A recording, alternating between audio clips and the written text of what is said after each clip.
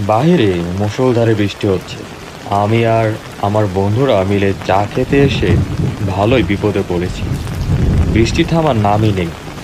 হঠাৎ দেখলাম আমাদের গ্রামের কানাই এই ঝড় বৃষ্টির মধ্যেও নৌকা নিয়ে বের হয়ে গেছে মাছ ধরতে। তখন পাশে বসে থাকা হরি কাকা বলে ওঠে, ইরে কানাই, এই বৃষ্টির মধ্যে বাইর হইয়া গেলি, ডর ভয় নাই তো?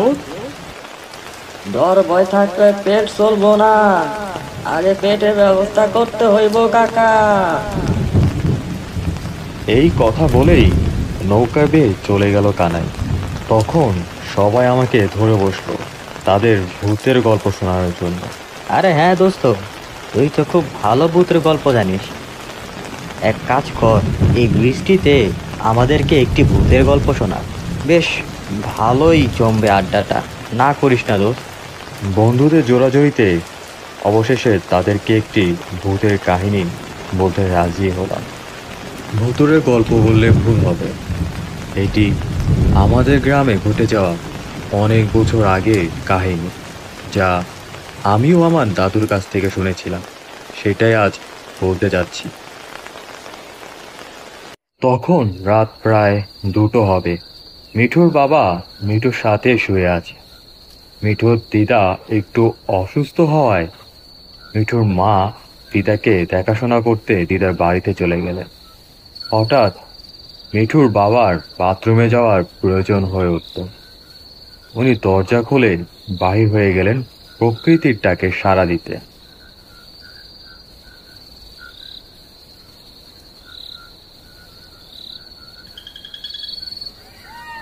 সব কাজ শেষ করে তিনি ঘরের দিকে ফিরছিলেন।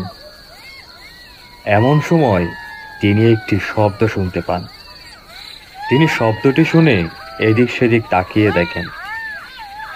হঠাৎ তার দৃষ্টি যায় গোয়াল ঘরের দিকে, আর দেখতে পান গোয়াল ঘর থেকে সাদা রঙের গরুটা কিভাবে যেন বের হয়ে পড়েছে। মিঠুর বাবার তখন মনে পড়ে, আরে, গোয়াল ঘরে তো সন্ধ্যার পর তালা লাগানো থাকে, গরুটা বের হলো কিভাবে? গরুটা বের হয়ে সোজা হাঁটতে শুরু করে দেয়। গোয়াল ঘরের ঠিক পিছনে একটি বড় আকারের ঝোপ আছে, যা অনেকটা জঙ্গলের মতো। মিঠুর বাবা গরুটার পিছু নিলেন। এইদিকে বাবার দেরি দেখে মিঠুর ঘুম ছুটে যায়। মিঠু উঠে বাহির হয়ে গেল দেরি হওয়ার কারণ খোঁজার জন্য। বাইরে এসে দাঁড়ায় মিঠু এবং দেখতে পায় তার বাবা হাসছেন, আর তার সামনে সাদা রঙের উজ্জ্বল কিছু একটা। তা দেখে মিঠু একটু ভয় পেয়ে যায় আর চিৎকার করে ডাকতে থাকে, বাবা, কই যাও তুমি? বাবা, ও বাবা, কি হলো শুনছো? কই যাও তুমি? ও বাবা। কিন্তু মিঠুর বাবা ডাক শুনতে পেয়েও না থেমে উল্টো হাঁটতে থাকেন। তা দেখে মিঠু ছুটে যায় এবং তার বাবাকে থামায়। তখন তিনি কেমন যেন একটা ঘোরের মধ্যে ছিলেন। তিনি বারবার বলতে থাকেন, আমাদের গরুটা চলে যাচ্ছে, আমাদের গরুটা চলে যাচ্ছে, ওটাকে ধর, আমাদের গরুটাকে ধর। ওইটা আমাদের গরু না, তুমি ভুল করছো বাবা। আমাদের গরু গোয়াল ঘরেই আছে। শোনো, কথা শোনো, ঘরে চলো।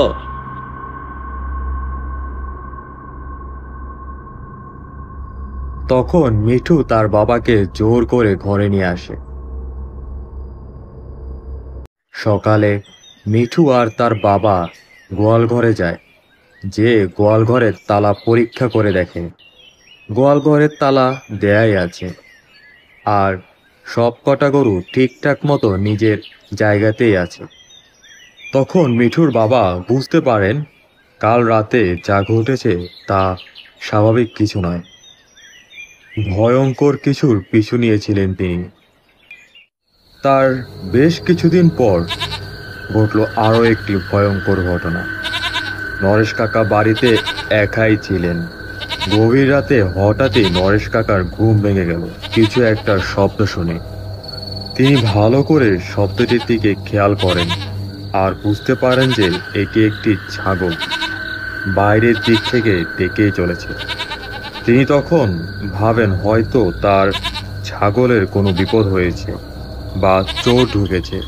এই কথা ভেবে তিনি বিছানা থেকে উঠে বাইরে যান কি হয়েছে দেখার জন্য। তিনি যেয়ে দেখেন তার একটি ছাগল বাহিরে ঘোরাঘুরি করছে। তখন তিনি ছাগলটিকে ধরার জন্য ছাগলটির পিছু নেয়।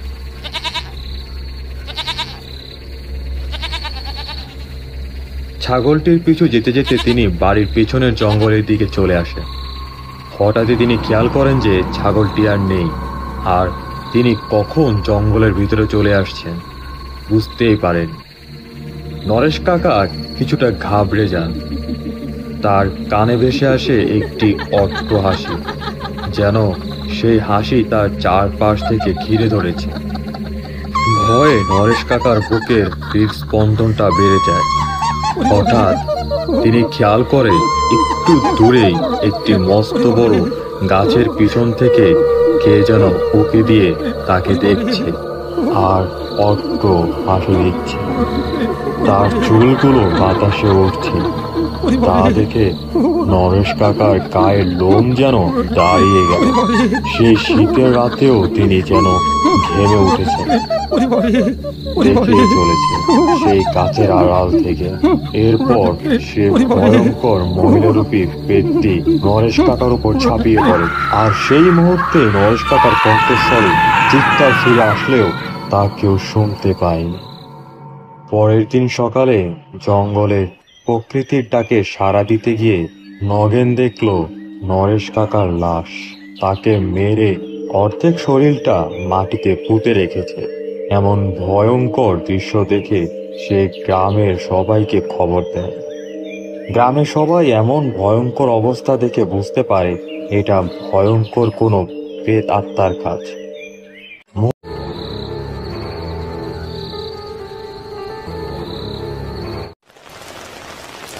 বাইরে মুষলধারে বৃষ্টি হচ্ছে। আমি আর আমার বন্ধুরা মিলে চা খেতে এসে ভালোই বিপদে পড়েছি। বৃষ্টি থামার নামই নেই। হঠাৎ দেখলাম আমাদের গ্রামের কানাই এই ঝড় বৃষ্টির মধ্যেও নৌকা নিয়ে বের হয়ে গেছে মাছ ধরতে। তখন পাশে বসে থাকা হরিকাকা বলে ওঠে, ইরে কানাই, এই বৃষ্টির মধ্যে বাইর হইয়া গেলি, ডর ভয় নাই তোর? ডর ভয় থাকলে পেট চলবো না, আগে পেটের ব্যবস্থা করতে হইব কাকা। এই কথা বলেই নৌকা বেয়ে চলে গেল কানাই। তখন সবাই আমাকে ধরে বসলো তাদের ভূতের গল্প শোনানোর জন্য। আরে হ্যাঁ দোস্ত, তুই তো খুব ভালো ভূতের গল্প জানিস। এক কাজ কর, এই বৃষ্টিতে আমাদেরকে একটি ভূতের গল্প শোনা। বেশ ভালোই জমবে আড্ডাটা, না করিস না দোস্ত? বন্ধুদের জোরাজোরিতে অবশেষে তাদেরকে একটি ভূতের কাহিনী বলতে রাজি হলাম। ভূতুরের গল্প বললে ভুল হবে। এটি আমাদের গ্রামে ঘটে যাওয়া অনেক বছর আগের কাহিনী, যা আমিও আমার দাদুর কাছ থেকে শুনেছিলাম। সেটাই আজ বলতে যাচ্ছি। তখন রাত প্রায় 2টো হবে। মিঠুর বাবা মিঠুর সাথে শুয়ে আছে। মিঠুর দিদা একটু অসুস্থ হওয়ায় মিঠুর মা দিদাকে দেখাশোনা করতে দিদার বাড়িতে চলে গেলেন। হঠাৎ মিঠুর বাবার বাথরুমে যাওয়ার প্রয়োজন হয়ে উঠল। উনি দরজা খুলে বাহির হয়ে গেলেন প্রকৃতির ডাকে সাড়া দিতে।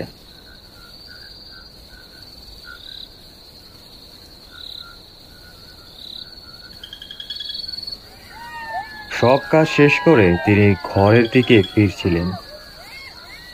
এমন সময় তিনি একটি শব্দ শুনতে পান। তিনি শব্দটি শুনে এদিক সেদিক তাকিয়ে দেখেন। হঠাৎ তার দৃষ্টি যায় গোয়াল ঘরের দিকে, আর দেখতে পান গোয়াল ঘর থেকে সাদা রঙের গরুটা কিভাবে যেন বের হয়ে পড়েছে। মিঠুর বাবার তখন মনে পড়ে, আরে গোয়াল ঘরে তো সন্ধ্যার পর তালা লাগানো থাকে, গরুটা বের হলো কিভাবে? গরুটা বের হয়ে সোজা হাঁটতে শুরু করে দেয়। গোয়াল ঘরের ঠিক পিছনে একটি বড় আকারের ঝোপ আছে, যা অনেকটা জঙ্গলের মতো। মিঠুর বাবা গরুটার পিছু নিলেন। এইদিকে বাবার দেরি দেখে মিঠুর ঘুম ছুটে যায়। মিঠু উঠে বাহির হয়ে গেল দেরি হওয়ার কারণ খোঁজার জন্য। বাইরে এসে দাঁড়ায় মিঠু এবং দেখতে পায় তার বাবা হাসছেন, আর তার সামনে সাদা রঙের উজ্জ্বল কিছু একটা। তা দেখে মিঠু একটু ভয় পেয়ে যায় আর চিৎকার করে ডাকতে থাকে। বাবা, কই যাও তুমি? বাবা, ও বাবা, কি হলো শুনছো? কই যাও তুমি? ও বাবা। কিন্তু মিঠুর বাবা ডাক শুনতে পেয়েও না থেমে উল্টো হাঁটতে থাকেন। তা দেখে মিঠু ছুটে যায় এবং তার বাবাকে থামায়। তখন তিনি কেমন যেন একটা ঘোরের মধ্যে ছিলেন। তিনি বারবার বলতে থাকেন, আমাদের গরুটা চলে যাচ্ছে, আমাদের গরুটা চলে যাচ্ছে, ওটাকে ধর, আমাদের গরুটাকে ধর। ওইটা আমাদের গরু না, তুমি ভুল করছো বাবা। আমাদের গরু গোয়াল ঘরেই আছে। শোনো, কথা শোনো, ঘরে চলো।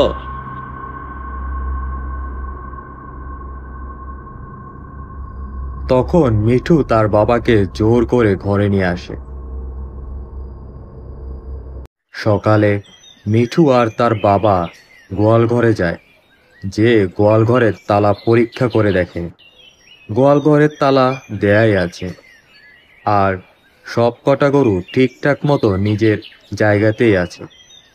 তখন মিঠুর বাবা বুঝতে পারেন কাল রাতে যা ঘটেছে তা স্বাভাবিক কিছু নয়, ভয়ঙ্কর কিছুর পিছু নিয়েছিলেন তিনি।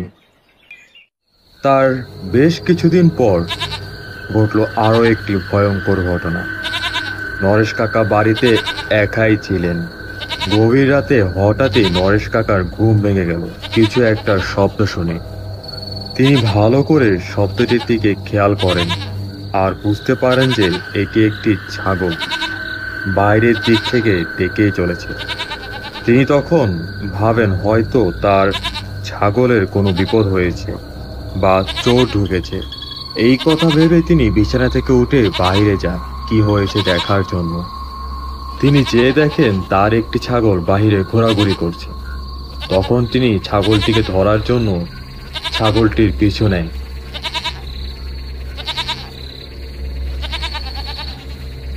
ছাগলটির পিছু যেতে যেতে তিনি বাড়ির পিছনের জঙ্গলের দিকে চলে আসেন। হঠাৎই তিনি খেয়াল করেন যে ছাগলটি আর নেই, আর তিনি কখন জঙ্গলের ভিতরে চলে আসছেন বুঝতেই পারেন। নরেশ কাকা কিছুটা ঘাবড়ে যান।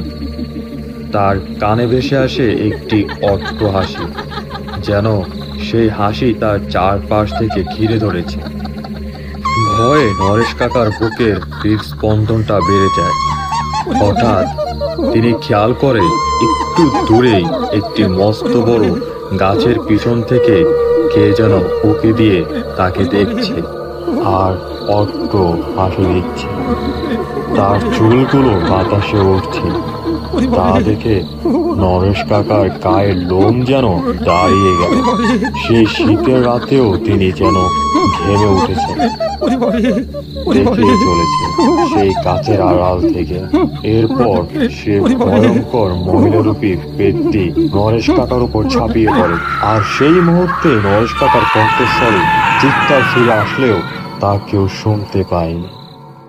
পরের দিন সকালে জঙ্গলে প্রকৃতির ডাকে সাড়া দিতে গিয়ে নগেন দেখল নরেশ কাকার লাশ। তাকে মেরে অর্ধেক শরীরটা মাটিতে পুঁতে রেখেছে। এমন ভয়ঙ্কর দৃশ্য দেখে সে গ্রামের সবাইকে খবর দেয়। গ্রামের সবাই এমন ভয়ঙ্কর অবস্থা দেখে বুঝতে পারে এটা ভয়ঙ্কর কোনো প্রেত আত্মার কাজ।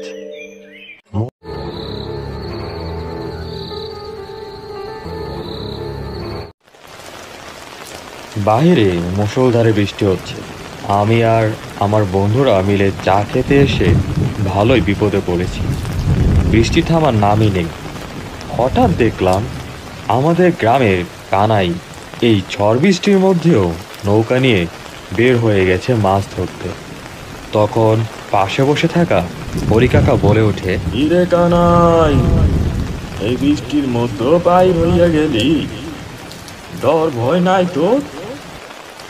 ডর ভয় থাকলে পেট চলবো না, আগে পেটের ব্যবস্থা করতে হইব কাকা। এই কথা বলেই নৌকা বেয়ে চলে গেল কানাই।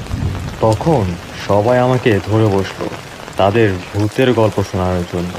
আরে হ্যাঁ দোস্ত, তুই তো খুব ভালো ভূতের গল্প জানিস। এক কাজ কর, এই বৃষ্টিতে আমাদেরকে একটি ভূতের গল্প শোনা। বেশ ভালোই জমবে আড্ডাটা, না করিস না দোস্ত? বন্ধুদের জোরাজোরিতে অবশেষে তাদেরকে একটি ভূতের কাহিনী বলতে রাজি হলাম। ভূতুরের গল্প বললে ভুল হবে, এটি আমাদের গ্রামে ঘটে যাওয়া অনেক বছর আগের কাহিনী, যা আমিও আমার দাদুর কাছ থেকে শুনেছিলাম, সেটাই আজ বলতে যাচ্ছি। তখন রাত প্রায় 2টো হবে। মিঠুর বাবা মিঠুর সাথে শুয়ে আছে।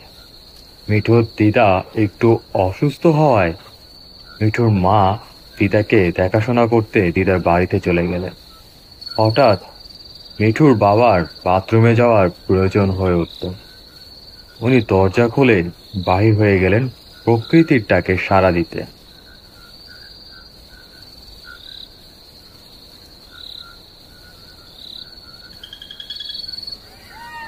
সব কাজ শেষ করে তিনি ঘরের দিকে ফিরছিলেন। এমন সময় তিনি একটি শব্দ শুনতে পান। তিনি শব্দটি শুনে এদিক সেদিক তাকিয়ে দেখেন। হঠাৎ তার দৃষ্টি যায় গোয়াল ঘরের দিকে, আর দেখতে পান গোয়াল ঘর থেকে সাদা রঙের গরুটা কিভাবে যেন বের হয়ে পড়েছে। মিঠুর বাবার তখন মনে পড়ে, আরে গোয়াল ঘরে তো সোতার পর তালা লাগানো থাকে, গরুটা বের হলো কিভাবে? গরুটা বের হয়ে সোজা হাঁটতে শুরু করে দেয়। গোয়াল ঘরের ঠিক পিছনে একটি বড় আকারের ঝোপ আছে, যা অনেকটা জঙ্গলের মতো। মিঠুর বাবা গরুটার পিছু নিলেন। এইদিকে বাবার দেরি দেখে মিঠুর ঘুম ছুটে যায়। মিঠু উঠে বাহির হয়ে গেল দেরি হওয়ার কারণ খোঁজার জন্য। বাইরে এসে দাঁড়ায় মিঠু এবং দেখতে পায় তার বাবা হাসছেন, আর তার সামনে সাদা রঙের উজ্জ্বল কিছু একটা। তা দেখে মিঠু একটু ভয় পেয়ে যায় আর চিৎকার করে ডাকতে থাকে, বাবা, কই যাও তুমি? বাবা, ও বাবা, কি হলো শুনছো? কই যাও তুমি? ও বাবা। কিন্তু মিঠুর বাবা ডাক শুনতে পেয়েও না থেমে উল্টো হাঁটতে থাকেন। তা দেখে মিঠু ছুটে যায় এবং তার বাবাকে থামায়। তখন তিনি কেমন যেন একটা ঘোরের মধ্যে ছিলেন। তিনি বারবার বলতে থাকেন, আমাদের গরুটা চলে যাচ্ছে, আমাদের গরুটা চলে যাচ্ছে, ওটাকে ধর, আমাদের গরুটাকে ধর। ওইটা আমাদের গরু না, তুমি ভুল করছো বাবা। আমাদের গরু গোয়াল ঘরেই আছে। শোনো, কথা শোনো, ঘরে চলো।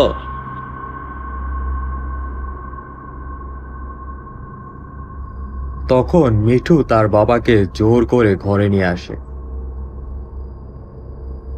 সকালে মিঠু আর তার বাবা গোয়াল ঘরে যায়। যে গোয়াল ঘরের তালা পরীক্ষা করে দেখে গোয়াল ঘরের তালা দেয়াই আছে, আর সব কটা গরু ঠিকঠাক মতো নিজের জায়গাতেই আছে। তখন মিঠুর বাবা বুঝতে পারেন কাল রাতে যা ঘটেছে তা স্বাভাবিক কিছু নয়, ভয়ঙ্কর কিছুর পিছু নিয়েছিলেন তিনি। তার বেশ কিছুদিন পর ঘটল আরও একটি ভয়ঙ্কর ঘটনা। নরেশ কাকা বাড়িতে একাই ছিলেন। গভীর রাতে হঠাৎই নরেশ কাকার ঘুম ভেঙে গেল কিছু একটা শব্দ শুনে। তিনি ভালো করে শব্দটির দিকে খেয়াল করেন আর বুঝতে পারেন যে এটি একটি ছাগল বাইরের দিক থেকে ডেকেই চলেছে। তিনি তখন ভাবেন হয়তো তার ছাগলের কোনো বিপদ হয়েছে বা চোর ঢুকেছে। এই কথা ভেবে তিনি বিছানা থেকে উঠে বাইরে যান কি হয়েছে দেখার জন্য। তিনি চেয়ে দেখেন তার একটি ছাগল বাহিরে ঘোরাঘুরি করছে। তখন তিনি ছাগলটিকে ধরার জন্য ছাগলটির পিছু নেয়।